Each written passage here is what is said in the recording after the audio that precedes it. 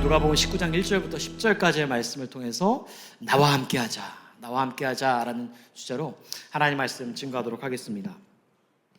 예전에 저희 집에 가라지 도어가 좀 고장난 적이 있었습니다. 그래서 이제 제가 고칠 수 없잖아요. 그건 웬만한 기술자가 아니면은 고칠 수가 없는데, 그래서 기술자를 불렀습니다. 기술자를 불렀는데 딱 이렇게 한번 저희 가라지 도어를 보더니 견적을 딱 내더라고요. 그러더니 얼마를 이야기하냐면 4,600불 말씀하더라고요. 그래서 제가 좀 고민을 했어요. 너무 비싸잖아요. 그래서 고민하고 있을 때 그분이 알았어 하면서 100불 깎아주겠다 하면서 4,500불 말하더라고요. 그래서 어떻게 하겠습니까? 할 수 없이 안 했습니다. 너무 비싸잖아요. 두 번째 기술자를 불렀습니다. 기술자가요, 가라지 도어를 딱 보더니요, 딱 연장을 가져와요. 연장을 가져와 톡 치더니요, 끝났어 이러는 거예요. 그러니 가라지가 올라가고 내려가고 이러한 작동이 하는 겁니다. 그러면서 얼마를 요구했냐면 400불 이야기하더라고요. 여러분, 이걸 무엇을 말할까요? 무엇을 말할까요? 그것은 만남이 중요하다는 것이죠. 어떠한 사람을 만나냐에 따라서 4,500불을 낼 수도 있고, 어떠한 사람을 만나냐에 따라서 400불을 낼 수 있는 그런 만남이 중요하지 않나 생각하게 됩니다. 그래서 여러분, 이런 말이 있습니다. 인생을 살아가면서 인생 속에서 4번의 중요한 만남을 갖는다라고 말합니다. 첫 번째 만남은 부모와의 만남이다라는 것이죠. 그런 부모와의 만남은 만남 중에서 가장 기초가 되는, 초석이 되는 그런 만남이지 않겠습니까?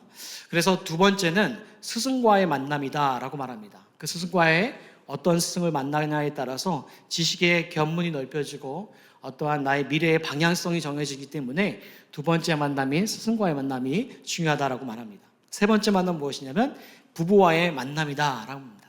어떤 부부와 만나냐에 따라서, 어떤 남편, 어떤 아내를 만나냐에 따라서 삶이 편할 수도 있고 삶이 좀 힘들 수도 있는 것이죠. 여러분, 부부 이렇게 계신 분들 많으신데 어때요? 괜찮으십니까?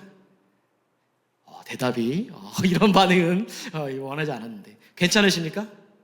아멘. 한 분만 하시네요. 괜찮으실 줄 믿습니다. 별 문제 없으시죠? 지난주에. 알겠습니다. 네 번째는 사회와의 만남입니다. 어떤 사회를 만나냐에 따라서 그 한 사람의 그런 가치관이 결정되어지기 때문에 이런 만남 중에 4가지의 만남이 중요하다라고 말을 하고 있습니다. 자, 그런데요, 인생을 살아가다 보면 어떻게 이런 중요한 4가지의 만남을 다 가질 수가 있겠습니까? 어쩌면 우리가 살아가면서 좋은 부모를 만나지 못할 수도 있고, 좋은 스승을 만나지도 못할 수가 있고, 부부를 그리고 사회와를 만나지도 못할 수가 있을 것입니다. 그러면서 이제 내 인생은 왜 이런가 한탄하며 그런 시간을 지낼 수도 있지 않겠습니까? 자, 그런데 저는 이런 만남보다 더 중요한 만남이 있다고 굳게 믿습니다. 여러분, 어떤 만남이 중요할까요? 모르세요? 제가 한 주 만에 들어왔는데 분위기가 왜 이러죠? 어떠죠? 어떤 만남이 중요하죠? 예수님과의 만남. 더 중요한 만남은 예수님과의 만남인 줄 믿습니다. 아멘이십니까? 아멘. 아멘이죠. 우리 만남 중에서 가장 중요한 만남은 예수님과의 만남이다라는 것입니다. 여러분, 오늘 본문을 보게 되면요, 인생 가운데서 가장 중요한 만남, 그 인생에서 가장 최고의 만남을 가진 인물이 등장합니다. 누구죠? 바로 삭개오라는 인물이다라는 것입니다. 여러분, 삭개오 잘 아시죠? 삭개오 어떤 인물이죠? 삭개오는요, 이 2절을 보니까 이렇게 말하고 있습니다. 삭개오라 이름하는 자가 있으니 세리장이요 또한 부자라 라고 말하고 있습니다. 2가지 정보가 나오고 있습니다. 하나는 세리장이요, 또 하나는 부자다라고 말하고 있다는 것이죠. 세리장이었다고 말하니까 장이라는 타이틀을 붙었으니까 세리 중에서 어떨까요? 가장 좀 높은 그 지위에 있는 사람이지 않겠습니까? 그런 지위적으로 높은 사람, 바로 세리장이었던 삭개오였습니다. 또 하나가 무엇이었죠? 부자였다라고 말하고 있습니다. 여러분, 삭개오가 부자인데 얼만큼 부자일까요? 좀 궁금하지 않습니까? 삭개오가 부자였다고 말하는데 얼마나 부자였을까? 물론 성경 속에서는 그가 얼만큼 재산을 가졌다, 얼마만큼의 재산을 소유하고 있다라는 그런 숫자적으로 나오진 않습니다. 근데 한번 이 삭개오가 가진 재산을 좀 한번 예측은 해볼 수가 있습니다. 오늘 본문의 8절을 보면은 이렇게 말하는데 함께 읽겠습니다. 시작. 삭개오가 서서 주께 여짜오되 주여 보시옵소서, 내 소유의 절반을 가난한 자들에게 주겠사오며 만일 누구의 것을 속여 빼앗은 일이 있으면 내 갑절이나 갚겠나이다 라고 말하고 있습니다. 여러분, 가난한 자에게 얼마큼 준다고 말하고 있습니까? 가난한 자 얼마큼요? 절반을 주겠다라고 말합니다. 한번 생각해 보겠습니다. 여러분에게 친척이 있어요. 그리고 동생이 있어요. 그리고 내가 사랑하는 부모님이 있습니다. 그 부모님에게 여러분의 가진 재산 절반을 띄워줄 수 있습니까? 띄워줄 수 있으세요? 조현정 집사님 띄워줄 수 있으세요? 힘들죠. 그런데 삭개오는 어떡합니까? 자신의 재산 소유를 절반을 누구에게요? 가난한 자에게 주겠다라고 말하고 있습니다. 근데 하나 더 말하고 있습니다. 무엇을 말하고 있냐면 만일 누구의 것을 속여서 빼앗은 일이 있으면은 얼마큼이요? 내 갑절이나 갚겠다라고 말하고 있습니다. 여러분, 이건 굉장한 일입니다. 우리가 문자적으로 봐가지고 내 갑절, 갑절하겠지 생각하겠지만 내 갑절이라는 말은요 상당한 금액입니다. 여러분, 갑절이라는 말을요 영어 성경으로 보니까 몇 times로 나와 있습니까? 4 times로 나와 있다라는 것입니다. 왜 굉장하냐면요, 당시에 유대 사회 속에서 배상을 하는 문제에 있어서 얼만큼만 배상하게 되어졌냐면 민수기나 그리고 레위기를 보게 되면 5분의 1만 배상하면 됐습니다. 자, 5분의 1 하면은 몇 프로입니까? 20%만 배상하면 되는 것입니다.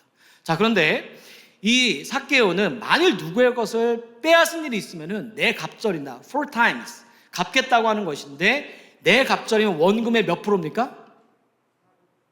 몇 프로요? 400%. 원금의 400%라고 말하고 있다는 것이죠.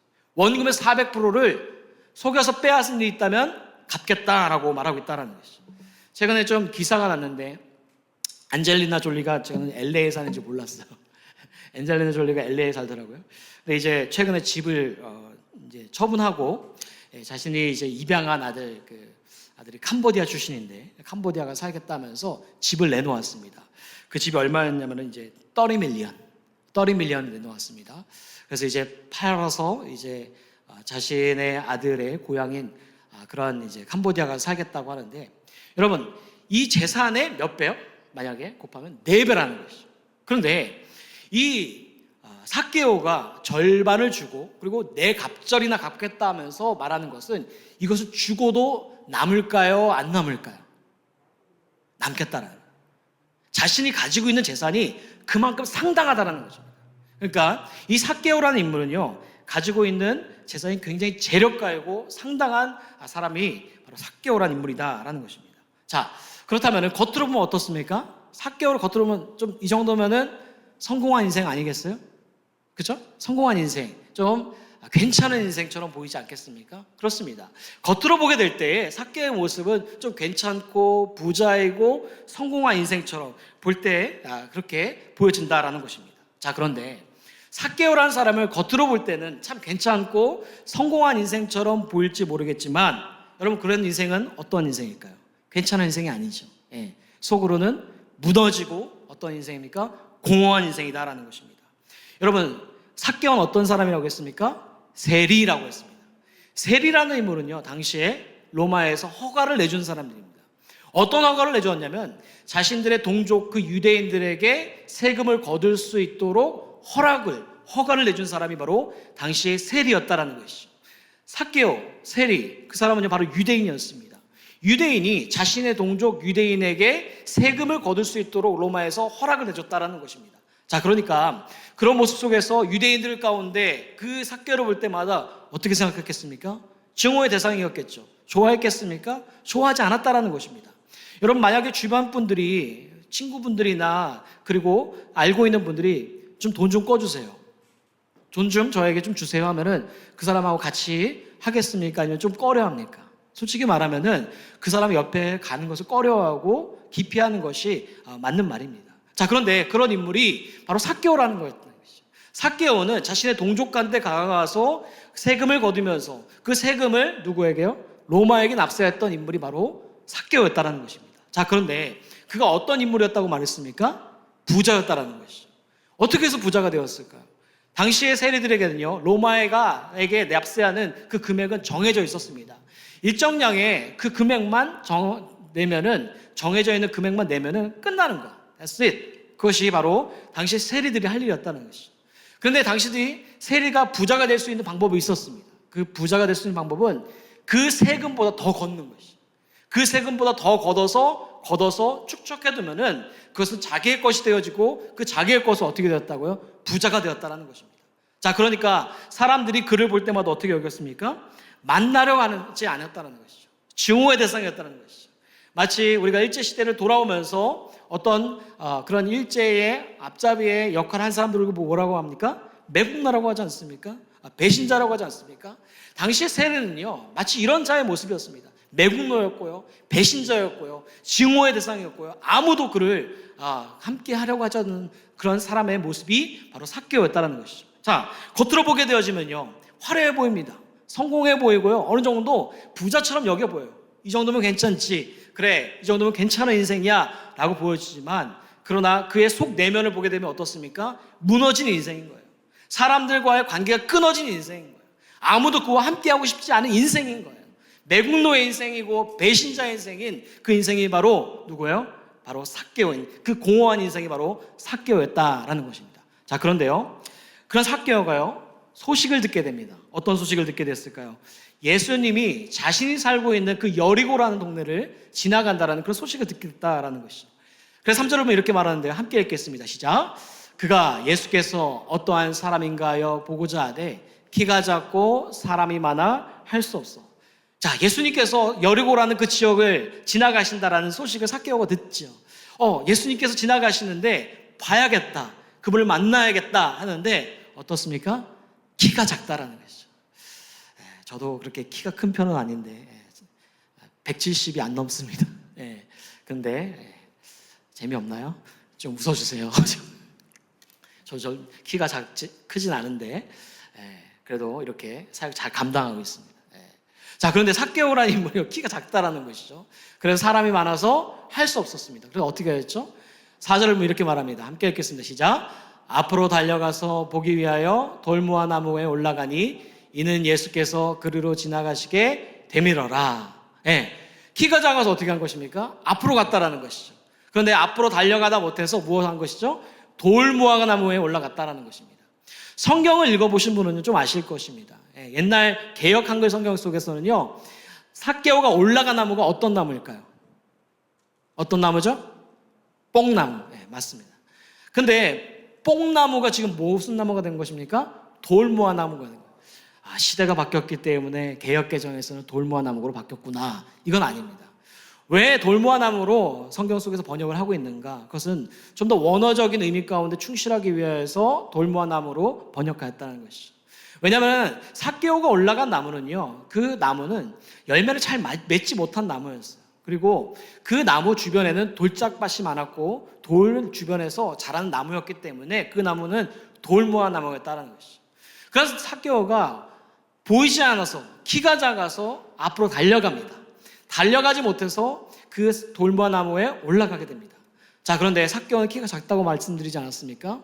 올라갈 때 어떻게 올라갑니까? 나무에 올라갈 때 막 이렇게 올라갑니까? 어떻게 올라갑니까? 대부분 기어서 올라갈 것입니다. 한번 생각해 보십시오. 삭개오는 어떤 인물이었습니까? 부자라고 말씀드리지 않았습니까? 세리장이라고 말씀드리지 않았습니까?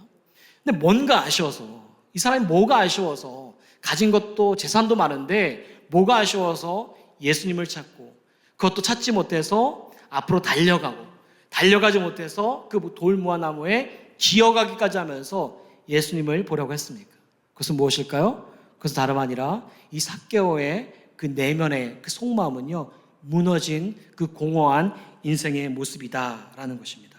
여러분, 그러면서요, 5절을 보면 이렇게 말하고 있습니다. 함께 읽겠습니다. 시작.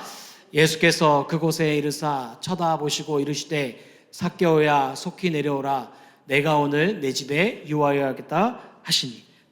뭐라고 말씀하십니까? 돌무화 나무에 올라간 삭개오를 바라보시면서 뭐라고 말씀하시죠? 삭개오야 속히 내려오라. 내가 오늘 내 집에 유하여야겠다 한지라. 여러분, 한번 생각해 보세요. 그곳에 사람들이 많지 않았습니까? 수많은 사람들이 있었고, 수많은 사람들 속에서, 인파 속에서 예수님을 보지 못해서 돌 무화나무에 올라간 그 삭개오. 그런데 예수님은요, 그의 이름을 정확하게 지목합니다. 예수님은 그 돌무화나무에 올라간 삭개오의 이름을 정확하게 지시하고 있다는 거죠. 예수님께서 삭개오 이름을 정확하게 지시한 것은 여러분 우연이겠습니까? 우연의 일이 어쩌다가 마친 그런 이름이겠습니까? 그런 이름이 아니다라는 것이죠. 여러분, 예수님께서 삭개오의 이름을 부르신 것은 무엇입니까? 결코 우연의 일이 아니라 이 삭개오가 자신의 삶 속에서 어떻게 살아가고 있는지 예수님은 알고 있다는 것이죠. 예수님께서는 이 삭개오를 만나시기 위해서 이 여리고 지방을 가실 것이고, 그리고 수많은 인파 속에서 돌무화나무에 올라간 그 삭개오의 무너지고 공허한 인생을 바라보시면서 삭개오야, 속히 내려오라. 내가 오늘 너 집에 유하여겠다라고 말씀하시는 것입니다. 여러분, 무엇을 말하는 것입니까? 그 무너지고 공허한 인생 속에서 아무도 손을 내밀어지지 않고 관계가 끊어진 그 인생 속에서 예수님은 삭개오에 찾아가서 삭개오야, 나와 함께하자. 삭개오야, 나와 함께하자라고 그의 이름을 부르신 것입니다. 여러분, 이 메시지는 당시의 메시지만은 아닙니다. 하나님의 말씀은 시간과 공간과 세대를 뛰어넘는 그런 영적인 말씀입니다. 그 영적인 말씀은 오늘 이 시간에도 동일한 말씀입니다. 어떤 동일할까요? 여러분, 이 시간 우리의 모습 속에서도 괜찮은 인생처럼 살아갈 때가 많지 않습니까? 누군가가 나름의 모습을 바라보면 이 정도는 좀 괜찮은 인생이지. 미국에 와서 살고 직장을 가지고 집을 사고 관계하며 네트워킹하며 살아가면 이 삶은 좀 괜찮은 인생 아니겠어? 괜찮은 인생 살아가고 있는 거 아니겠어? 잘 사는 사람 아니겠어? 라고 보일지 모르겠지만 여러분의 내면의 모습들을 가만히 들어보십시오. 여러분의 내면의 모습이 정말 괜찮습니까? 여러분의 속마음을 돌아다보면 정말 괜찮고 건강하며 그 가운데 정말 괜찮은 모습으로 살아가고 계십니까? 그러지 않으실 거예요. 자신의 마음의 내면을 자세히 들여다보게 되어지면 겉모습과는 달리 무너질 때가 굉장히 많다. 공허할 때가 굉장히 많다는 거예요. 저도 한 주간 살아가면서 얼마나 괜찮은 모습처럼 보이겠지만 무너질 때가 굉장히 많아요. 누군가가 소천했다는 소식을 들으면 제 마음이 너무 나빠요.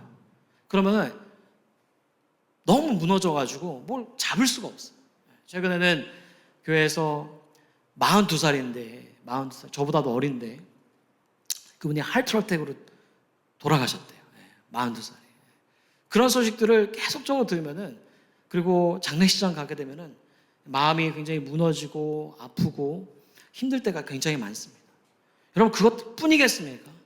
삶을 살아가다 보면은 관계 때문에 무너질 때가 많고, 그리고 물질 때문에 공허할 때가 많고, 그리고 가정 가운데 부부와의 관계 속에서 그 어려움, 다툼 가운데 무너질 때가 많고, 자녀들을 보게 되어지면 그 자녀들 모습 속에서 마음이 무너지고 공허할 때가 얼마나 많습니까? 여러분, 제가요 신학교 가기 전에 이런 생각을 했습니다. 신학교 가면 끝나겠지. 그래, 신학교 가면은 전도사로서 사역하다면은 그래, 끝날 거야. 그래, 끝날 거야 했는데 끝나지가 않더라고요. 그래, 목사가 되면 끝나겠지. 목사가 돼도 끝나지가 않더라고요. 그래, 결혼하면 끝나겠지. 결혼해도 끝나지 않더라고요. 아이를 낳아도 끝나겠지. 아이를 낳아도 끝나지 않아요. 계속적으로 삶을 살아가다 보면은, 제가 예언하겠지만 여러분 삶에 무너지고 공허한 인생 삶은요 계속적으로 찾아올 것입니다. 한 번이 아니라 무너지고 공허한 인생의 삶은 계속적으로 반복적으로 찾아오게 될 것입니다. 자, 그런데요, 제가 말씀드렸죠, 이 메시지는 시간과 공간과 세대를 뛰어넘는 말씀입니다. 우리가 겉으로 살아가는 모습 속에서는 괜찮아 보이고 어쩌면 성공한 인생처럼 살아갈지 모르겠지만, 여러분, 무너져 있는 인생 속에서, 공허한 인생 속에서 여러분, 주님께서 여러분의 이름을 부르시고 계시다는 거죠. 여러분, 이 시간 가운데 우리가 예배의 자리로 나온 것은 우리가 예수님을 찾아서 우리가 예수님을 예배드리기 위해서 나온 것이 아니에요. 우리가 이 자리 가운데 나온 것은 예수님께서 우리를 먼저 기다리시고 우리를 먼저 찾으시고 우리 가운데 이름을 부르셨기 때문에 우리가 이 자리 가운데 나온 줄 믿습니다. 우리가 그냥 그저 나온 것이 아니라 주님께서 먼저 기다리시고 주님께서 우리를 먼저 찾으시고 누구누구야, 나와 함께 하자. 내가 너의 무너지고 공허한 인생을 알아. 나와 함께 하자. 라고 주님께서 이름을 부르시고 계신 줄 믿습니다. 여러분, 그 이름을 부르시고 계신 그 시간 속에서 외면하지 마십시오. 반응하십시오. 어떻게 반응할까요? 주님께서 제 마음을 아십니다. 주님께서 제 무너져 있고 공허한 마음을 아십니다. 주님, 제 마음을 아시오니 주님 한 분만으로 채워주십소서. 주님께서 내 마음 가운데 채워주시옵소서. 그런 반응함이 있어야 된다는 것이죠. 그래서요, 제가 좋아하는 팡세 파스칼이라는 사람이 이런 말을 합니다. 인간의 마음 속에는 채워도 채우지 못하는 구멍이 뚫려 있다. 무슨 말일까요? 인간의 마음은요, 늘 날마다 무너지고 공허한 인생을 살아갈 수밖에 없는 그 구멍이 뚫려 있다는 것이죠. 그런데 이 사람이 내린 결론이 무엇인 줄 아십니까? 그 구멍을 메꿀 수 있는 한 분이 있다는 것이죠. 그 구멍은 오직 하나님, 예수 그리스도로밖에 메꿔질 수밖에 없다라는 것입니다. 그래서요, 성 어거스틴도 이런 말합니다. 주께서는 우리를 주님을 위해 살도록 지으셨고 우리 마음은 주님 안에서 안식을 얻기 전까지는 안식하지 못합니다. 주님께서 우리를 지으신 것은 주님을 위해서 살기를 우리를 위해서 지으셨고 주님 안에서 안식을 얻기 전까지는 우리는 안식하지 못한다라는 그 수많은 학자들이 말하고 있다는 것이죠. 무슨 말입니까? 무너지고 공허한 인생은 누구로밖에 채울 수밖에 없다고요? 하나님밖에 채울 수 없다는 거예요. 기억하시기 바랍니다. 주 예수 그리스도밖에 채울 수밖에 없다라는 것입니다. 그럴 때마다 여러분 외치십시오. 무너지고 낙심이 되어지는 시간 속에서, 그리고 오늘 이 자리 가운데서 주님, 다른 것이 아니라 주님 제 안에 주님 한 분만으로 채워줄 수 있도록 도와주소서. 주님 제 안에 주님 한 분만으로 채워줄 수 있도록 주님 도와주소서라고 여러분 외치십시오. 단순히 그냥 문자가 아니고요, 단순히 그냥 허공에 떠도는 그냥 음파가 아니고요, 주님 정말로 주님 한 분만이 아니면 안 됩니다. 내 안에 공허한 인생, 구멍난 인생을 주님 한 분만으로 채워주십소서라는 그런 고백을 하십시오. 그럴 때요, 하나님께서 여러분의 무너지고 공허한 인생 속 그 시간마다 채우게 되실 줄 믿습니다. 그런 은혜를 저와 여러분들이 누리게 되는 은혜가 있기를 주님의 이름으로 간절히 축복합니다. 자, 두 번째 삭개오가요, 그의 인생 속에서 최고의 만남을 가질 수 있었던 것, 그 예수 그리스도와 최고의 만남을 가질 수 있었던 것은 무엇일까요? 두 번째는 자신의 걸림돌을 주님께 맡겼기 때문이다라는 것입니다. 5절을 보면 이렇게 말합니다. 함께 읽겠습니다. 시작. 예수께서 그곳에 이르사 쳐다보시고 이르시되 삭개오야 속히 내려오라. 내가 오늘 내 집에 유하여야겠다 하시니. 여러분 뭐라고 말합니까? 예수님께서 삭개오에게 내려오라고 말씀하시면서 내가 너희 집에 유하여야겠다라고 말씀하십니다. 자, 예수님께서 삭개오에게 이렇게 말씀하셨을 때에 삭개오가 그 나무 위에서 내려오는 게 쉬웠을까요? 간단한 문제였을까요? 당연한 문제였을까요?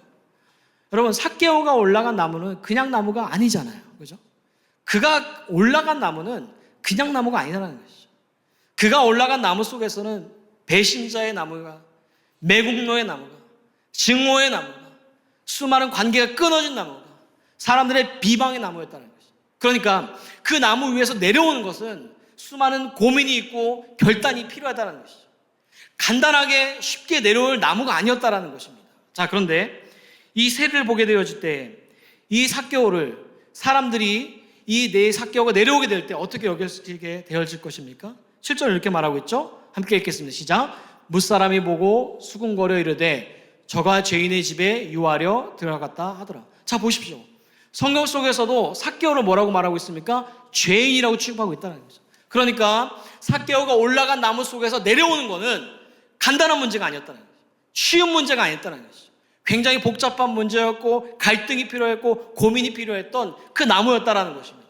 자, 그런데요, 오늘 본문의 말씀은 7절입니다. 근데 7절 전에 6절 전에 뭐라고 말합니까? 함께 읽겠습니다. 시작. 급히 내려와 즐거워하며 영접하거늘. 삭개오가 올라간 나무는 그냥 나무가 아니고 비방의 나무이고 증오의 나무이고 매국노의 나무인 배신자의 나무인 내려가게 되어지면 뻔한 소리를 들을 수밖에 없는 그런 나무였지만, 그럼 삭개오는 어떻게 합니까? 그 나무에서 어떻게 해요? 급히 내려왔다라는 것입니다. 여러분, 삭개오가 자신에게 수많은 걸림돌들이 사람들의 눈에, 사람들의 비방의 소리에 비춰질 것을 뻔히 알았음에도 불구하고 이렇게 급히 내려올 것은 이유가 무엇입니까? 그것은 다른 것이 아닙니다.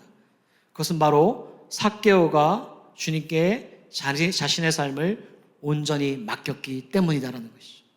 삭개오에게 수많은 걸림돌들이 그 주변을 맴돌고 있었고 그 삶을 붙잡고 있었지만, 그러나 그 삭개오는 자신의 그 수많은 걸림돌들을 누구에게 맡겼습니까?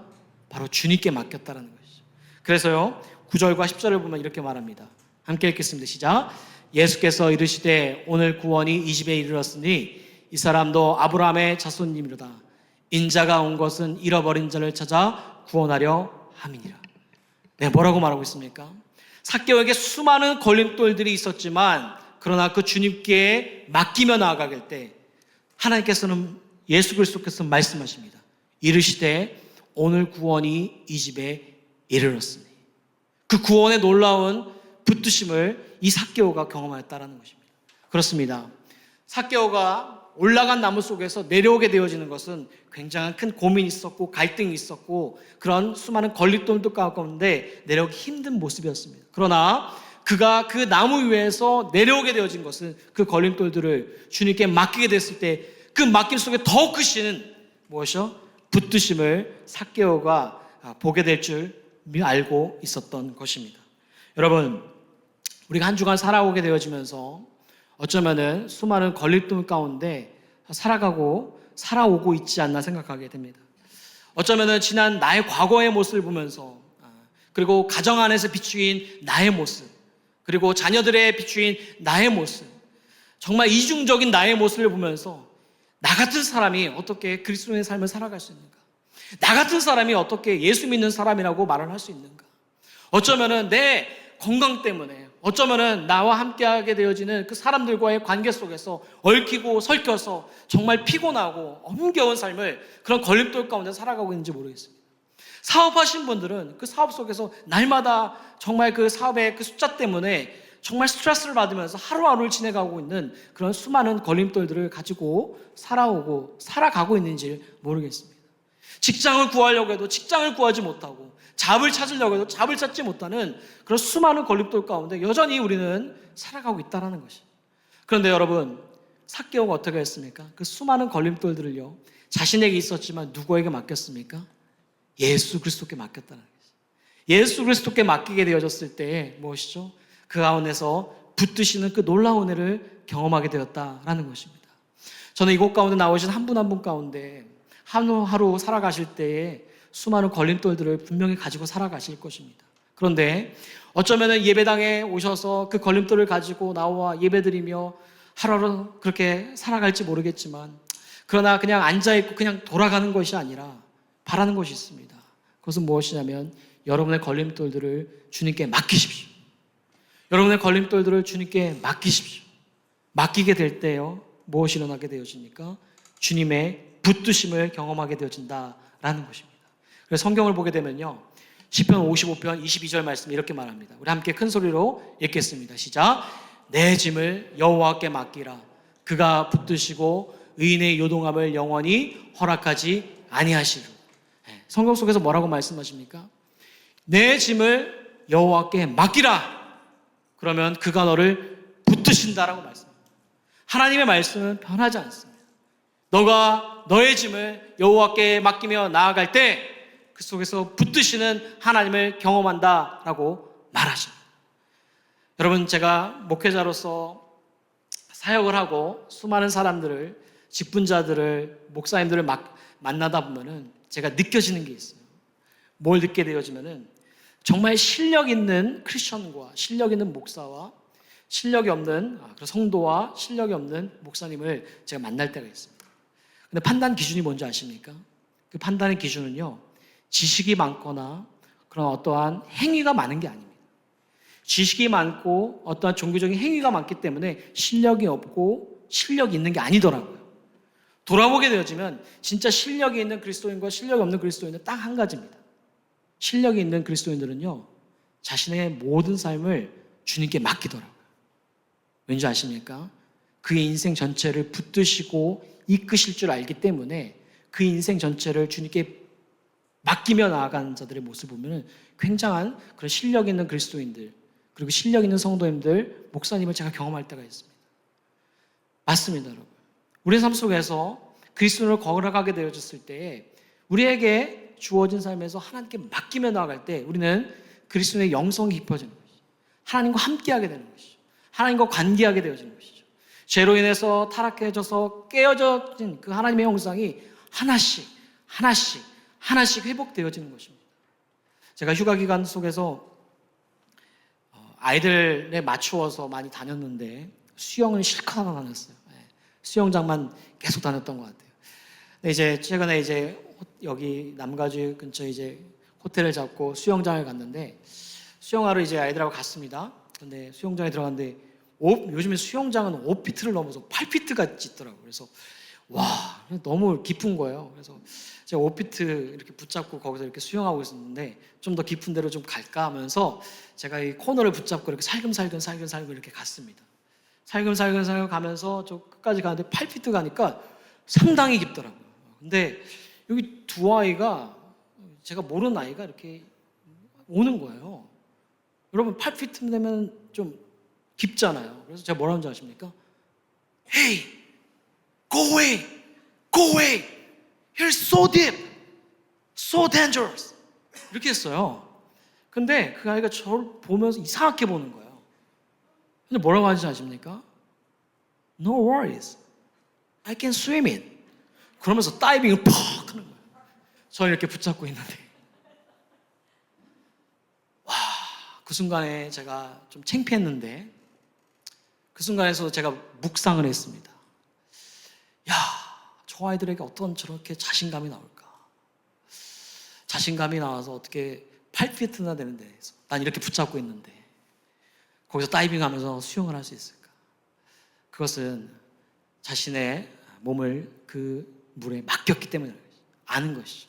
수영을 할 수 있고 그 물에 자신의 몸을 맡길 수 있다는 것을 그 아이들이 알기 때문에 그 수영장에 퍽 하면서 수영을 한 것입니다. 그렇습니다, 여러분. 마찬가지예요. 그리스도인들에게서도 신앙의 여정, 신앙의 그 영적 성숙은요, 다른 것이 아닙니다. 실력 있는 그리스도인들 기억하십시오. 자신의 모든 삶, 그것을 주님께 맡기며 나아간 삶이에요. 맡기며 나아가게 될 때 하나님은 우주 전체를 붙드시고 그리고 오늘도 세대를 이끄시는 하나님께서 여러분들을 이끌어 가실 줄 믿습니다. 바라기는요, 여러분에게 수많은 걸림돌들이 있고 앞으로도 수많은 걸림돌들이 있겠지만 그것을 하나씩 그냥 도로 가져가지 마시고요, 하나씩 주님께 맡기시기 바랍니다.